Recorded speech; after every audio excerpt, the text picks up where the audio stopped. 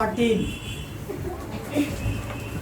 Question number 14 बोल रहा है एक दोनों मुंह खुले लोहे के लंब वृत्ताकार खोखले बेलन की ऊंचाई 2.8 मीटर है।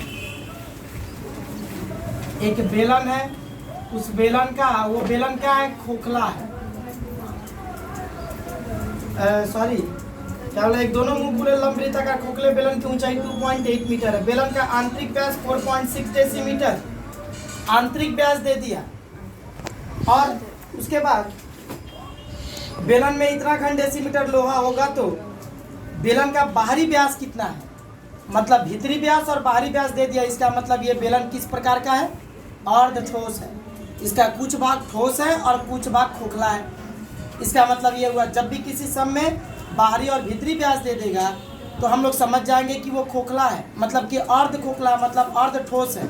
आधा भाग ठोस है और उसका आधा भाग खाली है, खोखला है। तो बोल रहा है क्या कि दोनों मुंह खुले, मतलब इसका ऊपर वाला मुंह और नीचे वाला मुंह दोनों खुला है एक बेलन का। और बोल रहा है क्या कि उस बेलन की ऊंचाई 2.8 मीटर है। इसकी ऊंचाई 2.8 मीटर दे दिया। फिर बोल रहा है क्या बेलन का आंतरिक व्यास 4.6 डेसीमीटर, मतलब इस बेलन का अंदर में जो व्यास होगा ना, खोखला वाला भाग अगर देखा जाए तो ये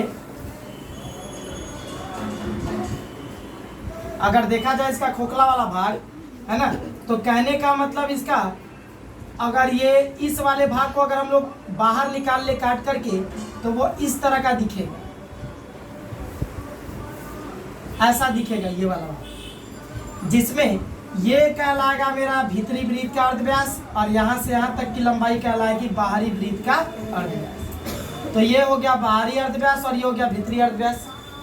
अच्छा, तो बोल रहा है क्या कि एवं बेलन में, मतलब कि इसका बेलन का आंतरिक व्यास दे दिया 4.6 डेसीमीटर। आंतरिक मतलब भीतर वाला व्यास हमको दे दिया हुआ, ये भीतर वाला व्यास कितना है 4.6 डेसीमीटर दे दिया है। बोल रहा क्या कि हम बेलन में 84.48 घन डेसीमीटर लोहा लगा है।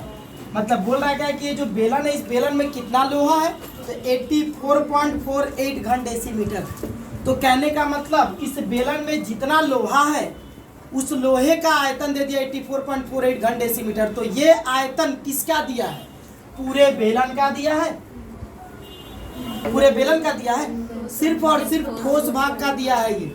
मतलब ये जो आयतन दिया हुआ है, ये आयतन किसका दिया हुआ है, सिर्फ और सिर्फ ठोस भाग का आयतन दिया हुआ है। मतलब सिर्फ और सिर्फ इसमें जो ठोस भाग दिख रहा है, ये वाला ठोस भाग, इस भाग का आयतन हमको दिया है कि इस ठोस भाग में टोटल कितना लोहा है। तो यहाँ पे कहने का मतलब इस तरह का जो बेलन हुआ, तो बेलन का ये वाला भाग खाली है और ये वाला भाग ठोस है। तो ठोस भाग जब उठ रहा है तो बोल रहा है क्या कि कितना ठोस है, कितना लोहा है इसके ठोस भाग में, इस बेलन में कितना लोहा है। तो कितना लोहा है मतलब किसका आयतन वो बता रहा है, ठोस भाग का आयतन बता रहा है कि कितना आयतन है, कितना लोहा है। तो यहाँ पे जो मतलब कि बोल रहा है क्या कि इस बेलन में कितना लोहा है, तो लोहा का आयतन दे दिया 84.48 घन डेसीमीटर दिया है, इतना घन डेसीमीटर दिया है। तो कहने का मतलब ये लोहे का जो आयतन दिया हुआ, इसका मतलब क्या हुआ, बेलन के ठोस भाग का आयतन दिया है, बेलन के ठोस भाग का आयतन दिया हुआ है। जाहिर सी बात है कि यहाँ पे ये जो आयतन दिया हुआ, क्योंकि वो जो बेलन है ना, वो बेलन पूरी तरह से ठोस नहीं है, आधा भाग ठोस है और आधा भाग खोखला है, खाली है। तो यहाँ पे जाहिर सी बात है कि जो लोहा लगा होगा वो जो भाग ठोस है उसी भाग में लोहा लगा है और बाकी भाग खाली है। तो ये बीच वाला भाग क्या है, खाली है, इस भाग में लोहा नहीं है। ये जो ठोस वाला भाग है इसी में लोहा है। तो यहाँ पे लोहे का आयतन दिया हुआ है, इसका मतलब सिर्फ और सिर्फ बेलन के ठोस भाग का आयतन दिया है। आई बात समझ में कि किसका आयतन दिया हुआ है, ठोस भाग का आयतन दिया है। अच्छा, हमसे पूछ रहा क्या, तो बताओ कि बेलन का बाहरी व्यास कितना है। बेलन का बाहरी व्यास हम लोग को निकालना है, मतलब बेलन का ये बाहरी व्यास निकालना, मतलब ये पूरा का पूरा बाहर वृत्त ये है, तो बाहर वृत्त से ये जो मेरा व्यास दिख रहा है, ये पूरा का पूरा व्यास ये निकालना है। तो व्यास तो बाद में निकलेगा, अर्धव्यास अगर निकल जाएगा तो क्या व्यास नहीं निकल जाएगा। तो कहने का मतलब अगर हम लोग बाहरी अर्धव्यास अगर निकाल लें तो उसका दोगुना कर देंगे तो पता चल जाएगा कि बेलन का बाहरी व्यास कितना है, ये निकल जाएगा। तो हम लोग भीतरी अर्धव्यास अगर निकाल लेंगे तो पता चल जाएगा। तो अब जरा हम लोग सोचते हैं कि कैसे ये निकलेगा। बाहरी अर्धव्यास निकालना है तो बाहरी अर्धव्यास निकालने का क्या कोई फार्मूला है? तो बाहरी अर्धव्यास का निकालने का कोई फार्मूला नहीं है। इस तरह का कोई फार्मूला हम लोग नहीं देखे हैं और ना ही दिए हैं हम। तो इस तरह का जब अर्धव्यास बाहरी अर्धव्यास निकालने का कोई फार्मूला नहीं है तो कैसे निकालेंगे, किस तरह से निकलेगा? तो अगर बाहरी अर्धव्यास पूछा है तो बाहरी अर्धव्यास को हम लोग क्या कर लेंगे, मान लेंगे। तो मान लेंगे माना बाहरी अर्धव्यास, माना बाहरी अर्धव्यास कितना है, तो बाहरी अर्धव्यास हमको कितना दिया है मान लेंगे, हम लोग मान रहे हैं। तो बाहरी अर्धव्यास हम मान ले रहे हैं कैपिटल आर। बाहरी बड़ा होगा अर्धव्यास तो हम लोग कैपिटल आर मान ले रहे हैं, और भीतर वाले को छोटा आर मान सकते हैं। तो भीतर वाला तो दिया हमको तो उससे कोई मतलब नहीं है। बाहरी अर्धव्यास को मान ले रहे हैं कैपिटल आर डेसीमीटर, क्योंकि सारा यूनिट हमको डेसीमीटर में ही दिख रहा है, आयतन भी दिख रहा है वो डेसीमीटर में ही दिख रहा है। आई बात समझ में? तो हम लोग डेसीमीटर ही मान लिए। अच्छा, बाहरी अर्धव्यास अगर मान लिए तो अगर इसको माने आर को अगर माने कैपिटल आर तो कैपिटल आर का मान निकालना पड़ेगा। इसका मान कैसे निकालेंगे? अगर आर माने हैं तो इसका मान निकालेंगे कैसे? तो समीकरण बनाएंगे। समीकरण बनेगा कैसे? तो जो दिया है वो निकाल के बराबर दिखाएंगे। तो सवाल में दिया क्या है, पूरी तरह से सवाल पढ़े तो हमको दिख रहा क्या है कि लोहे का आयतन दिया हुआ है। लोहे का आयतन मतलब बेलन के ठोस भाग का आयतन दिया है। तो हम भी क्या करेंगे, बेलन के ठोस भाग का आयतन हम लोग निकालेंगे। तो बेलन के ठोस भाग का आयतन जो भी निकल के आएगा वो इस आयतन के बराबर दिखा देंगे। तो बेलन के ठोस भाग का आयतन निकालेंगे और आयतन को आयतन के बराबर दिखाएंगे। अब जरूरी बात है ये समझना कि बेलन के ठोस भाग का आयतन निकलेगा कैसे।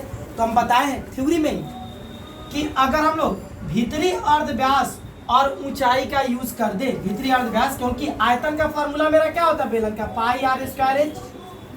तो अर्धव्यास और ऊंचाई का यूज करने से आयतन मिलता है। तो अगर हम लोग भीतरी अर्धव्यास का और ऊंचाई का यूज कर दें तो हमको जो आयतन मिलेगा ये भीतर वाले का मिलेगा। भीतरी अर्धव्यास यूज करेंगे तो भीतर वाले का आयतन मिलेगा। भीतर वाले का मतलब बेलन का अंदर वाला खाली वाले भाग का आयतन मिलेगा। ये अंदर में जो खाली वाला ये जो भाग है इस भाग का आयतन मिल जाएगा। फिर बाहरी अर्धव्यास और ऊंचाई का यूज कर दें तो बाहरी अर्धव्यास का यूज करने से बाहर वाला आयतन मिल जाएगा, पूरा का पूरा बाहर वाला, मतलब यहाँ से ये पूरा का पूरा बाहर वाला आयतन मिल जाएगा। तो बाहर वाले आयतन में ये भीतर वाला खाली भाग और ये ठोस भाग दोनों शामिल है। तो अगर हम लोग भीतर वाले खाली भाग को निकाल देंगे बाहर वाले भाग में से, बाहरी भाग में से ये भीतर वाले भाग को निकाल देंगे तो सिर्फ और सिर्फ ये ठोस भाग बच जाएगा। आई बात समझ में? तो क्या करेंगे हम लोग, इतना समझ गए कि ठोस भाग का आयतन कैसे निकालते हैं और थ्योरी में भी बताए थे कि कैसे निकाला जाता है और फार्मूला भी दिए थे। तो हम चाहे तो फार्मूले का यूज भी कर सकते हैं और चाहे तो 1 बाई 1 बाहरी आयतन भीतरी आयतन निकाल के दोनों को एक दूसरे से माइनस भी कर सकते हैं। क्योंकि बाहरी आयतन में से ये भीतरी वाले आयतन को अगर निकाल देंगे, निकालने का मतलब घटा देंगे, तो बाहरी आयतन में से भीतरी आयतन को माइनस कर देंगे तो ठोस भाग का आयतन मिल जाएगा और वही ठोस भाग का आयतन लोहे का आयतन बताएगा। आई बात समझ में? तो इतना हम लोग समझे कि कैसे निकाला जाएगा बेलन के ठोस भाग का आयतन। तो बाहरी आयतन में से भीतरी आयतन को माइनस किया जाएगा तब निकलेगा। तो बाहरी आयतन निकलेगा कैसे और भीतरी आयतन निकलेगा कैसे? तो दोनों का एक ही formula pi are square h. बस जब इस फॉर्मूले में बैठाएंगे तो बाहरी आयतन निकालेंगे तो बाहरी अर्धव्यास और ऊंचाई बैठाएंगे। बाहर से ऊंचाई देखे या चाहे भीतर से ऊंचाई देखे दोनों समान होगा क्योंकि दोनों मुंह खुला हुआ है। और भीतरी आयतन अगर निकालना है तो भीतरी अर्धव्यास और ऊंचाई का प्रयोग कर देंगे तो भीतरी आयतन मिल जाएगा। तो बाहरी आयतन से भीतरी आयतन को माइनस करेंगे तो बेलन के ठोस भाग का आयतन मिलेगा और बेलन के ठोस भाग के आयतन को आयतन के बराबर, तो आर का मान निकल जाएगा। कड़ी से कड़ी जुड़ गया। तो हम लोग इतना समझ गए कि क्या निकालेंगे, तो बाहरी आयतन और भीतरी आयतन। तो बाहरी आयतन और भीतरी आयतन निकालने के लिए बाहरी अर्धव्यास और भीतरी अर्धव्यास को मेंशन करना पड़ेगा। तो बाहरी अर्धव्यास नहीं पता था, मान लिया है क्योंकि इसका मान निकालना है, मेंशन कर चुके हैं मतलब। अब भीतरी अर्धव्यास यहाँ पे लिखा जाएगा कि माना बेलन का, यहाँ पे बेलन का लिखेंगे भीतरी अर्धव्यास। तो भीतरी अर्धव्यास, बाहरी अर्धव्यास हमको दिया हुआ है, भीतरी अर्धव्यास दिया हुआ 4.6 डेसीमीटर, ये व्यास है, अर्धव्यास नहीं, ये व्यास है। तो क्या करेंगे, इस 4.6 को अगर 2 से डिवाइड दे देंगे तो जो निकल के आएगा वो मेरा क्या होगा, अर्धव्यास। तो ये कट जाएगा मेरा और कट के आ जाएगा 2.3, तो 2.3 डेसीमीटर हो जाएगा। हम पूरे आयतन को निकालेंगे डेसीमीटर में, क्यों, क्योंकि आयतन मेरा डेसीमीटर में ही दिया हुआ है। तो आयतन डेसीमीटर में, घन डेसीमीटर में निकाल करके घन डेसीमीटर के बराबर दिखाएंगे। आयतन मेरा घन डेसीमीटर में निकलेगा तो सारे इकाई को पहले से ही डेसीमीटर में एडजस्ट कर लिया जाएगा। आई बात समझ में, तभी आयतन घन डेसीमीटर में निकलेगा और वही आयतन घन डेसीमीटर वाले आयतन के बराबर होगा। तो 2.3 डेसीमीटर में है ये डेसीमीटर में, बस इसको पॉइंट से हटा करके डाल देंगे हम लोग, पॉइंट हटा दिए तो 23/10 इतना डेसीमीटर मेरा हो जाएगा। कुछ बात समझ में आया ये? अच्छा, तो ये हो गया मेरा। अच्छा, अब हम लोग लिखेंगे बेलन का, बेलन की ऊंचाई कितनी है। तो बेलन की ऊंचाई हमको यहाँ पे दिखा रहा है 2.8 मीटर, तो इसको हमको डेसीमीटर में डालना होगा। तो 2.8 को 10 से इंटू करेंगे तो ये हो जाएगा 28 डेसीमीटर। गुणा करना हम बताए हैं कि कैसे गुणा किया जाता है। 28 से 1 का गुणा कर देंगे तो 28 और 1 0 आ जाएगा, फिर 0.1 दशमलव बिंदु के एक डिजिट के बाद बैठेगा तो 0 हट जाएगा। ये हो गया मेरा बेलन की ऊंचाई। अच्छा, अब हम लोग निकालेंगे बेलन का बाहरी आयतन।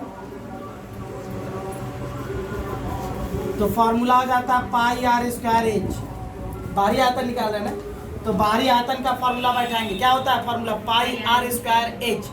तो पाई है ना, अगर हम लोग छोटा आर भी अगर बैठाते हैं ये वाला, तो फिर भी हमको यहाँ पे पाई आर स्क्वायर, आर मतलब बाहरी अर्धव्यास कितना हो गया मेरा, कैपिटल आर, कैपिटल आर माने ना, तो वहाँ पे बैठा देंगे कैपिटल आर उसका स्क्वायर। एच मतलब ऊंचाई, ऊंचाई कितना है 28। मान बस बैठा करके रख देंगे, पाई वाई का मान बैठा के सॉल्व करने की अभी जरूरत नहीं। इतना घन डेसीमीटर।